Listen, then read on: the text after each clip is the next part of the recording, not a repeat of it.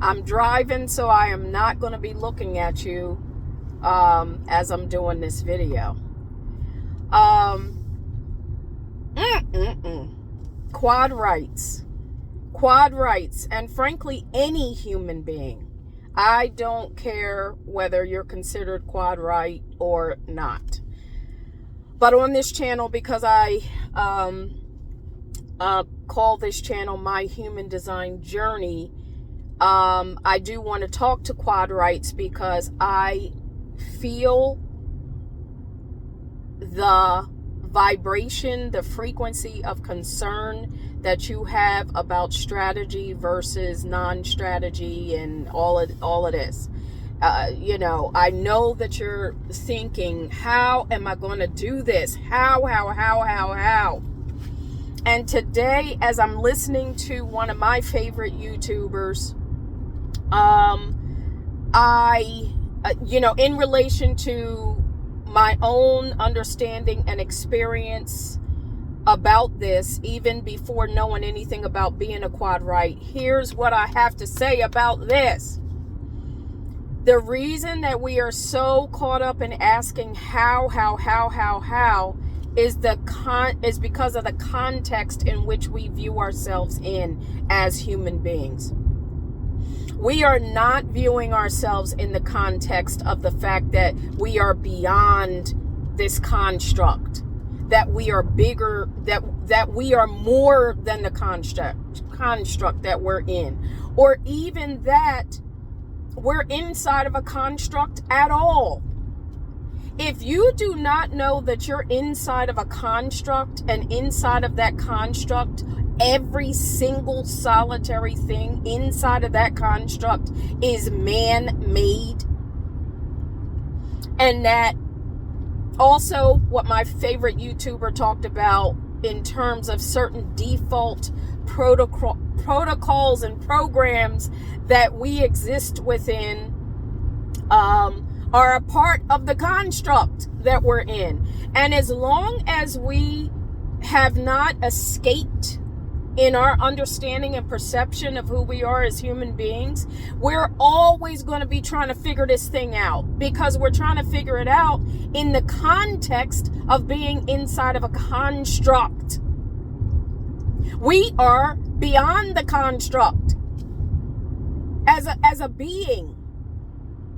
But if you don't perceive yourself that way, then you're locked in the protocols of the construct. And you believe that the protocols of the construct are what you must function within. And that's why you're struggling, because there's a part of you that perceives that you're beyond the construct, which is asking the question, how to begin with. But there's a part of you that that perceives yourself as a part of the construct. So you know to some degree that you're outside of the construct, but you also know to some degree that you're inside of the construct. And this is true. This is true. We are in two worlds at the same damn time. We're in two worlds at the same time. But you have to decide that the protocols of the construct are not what you have to agree with. If you are in agreement with the protocols of the construct, this is why we're struggling. And the reason I'm so passionate right now is because I have found myself, whenever I'm asking how, it's because whenever I'm asking, how am I going to do something? How am I going to do something? How am I going to do something? It's because I have once again locked myself inside of the programming, the default programming of the construct. And then when I feel that frustration, so frustration actually is, I'm going to say in this case, it's love. Because it's letting you know, like an indicator light, something is off. If you're frustrated, something is off. And what is off is that you have once again decided you're a part of the construct. But here's what happens. No sooner than you agree once again or accept that you do not have to function within the default programming of the construct, you start to feel yourself becoming free again. But then here's what happens. You become impatient, which means you're still semi-locked in. You're still semi-locked in if you become impatient. So you have to give yourself time. You have to give yourself time. Meditate. Spend time in nature. Whatever your thing is. So don't let somebody else tell you what your thing should be. Whatever your thing is. Like right now, what I realize one of my things is that I don't hear nobody talking about is I get in the car and I drive. When I get in the car and I drive, I hear. It's like every aspect of nature, of the ethers, of everything that is here for me starts to talk to me and answer my questions. And because I'm in the flow of the movement of the car, I believe, there's a flow, there's a meditative flow that starts taking place, and I begin to understand, and it hits my heart so profoundly. Oh, I get it.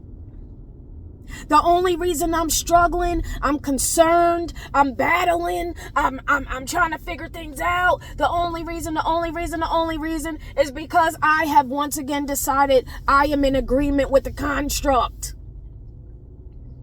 But as soon as I say nope, I'm not in agreement. So so that lack of agreement means that every single storyline going on inside of my head about how hard something is. It's hard. I don't have no money. I can't make no money. Where's the money coming from? He's a pain in the ass. She's a pain in the ass. I'm so sick and tired of this shit. All of these things are really not the reality of this. Don't have to be the reality of the situation. And I'm parking, so I'm able to stop. They really are a part of the construct. They really are a part of the construct. These are storylines. And all of these storylines are networked into the construct. But as soon as we start to let go and realize that all of our forcing and efforting, for lack of a better way of saying it, is ungodly, unholy. Force, anxiety, worry, trying to figure it out. Oh, can you feel it inside of your body? Can you feel the negativity, oh my God, the downright weight? The downright weight of it all. Just by virtue of the fact that it doesn't feel good inside of your body should be letting you know something is not right. This is not it. Something's not right. And then begin to ask the question. Well, what is it? What do I need to know? What do I need to understand that I'm not understanding? And it's that you can let it all go. You can let all the storylines go. But see, here's what starts to happen.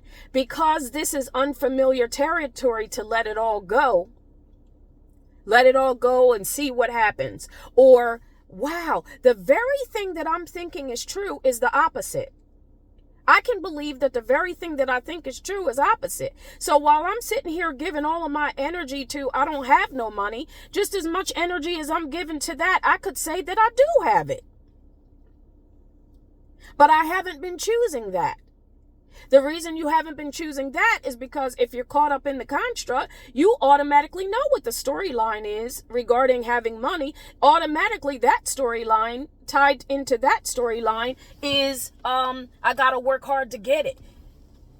But you already know that that's not true. So if you decide I already have money comes to me from everywhere all the time, the unfamiliarity of that is you don't know how it's going to come. And guess what? You're not supposed to know how. This is the what, dichotomy is the word, if you will. is saying is to put a smile on your face and saying it's already here.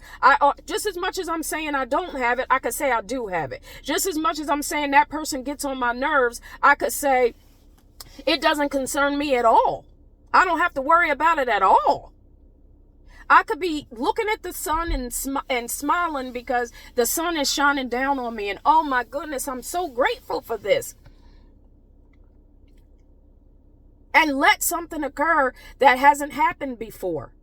And here's what oh my goodness, I got to talk about this too, because I had to learn this. And this is what one of my favorite YouTubers was talking about, which I learned this years ago. So I'm so glad to have heard him say it. And he don't have nothing to do with human design, by the way.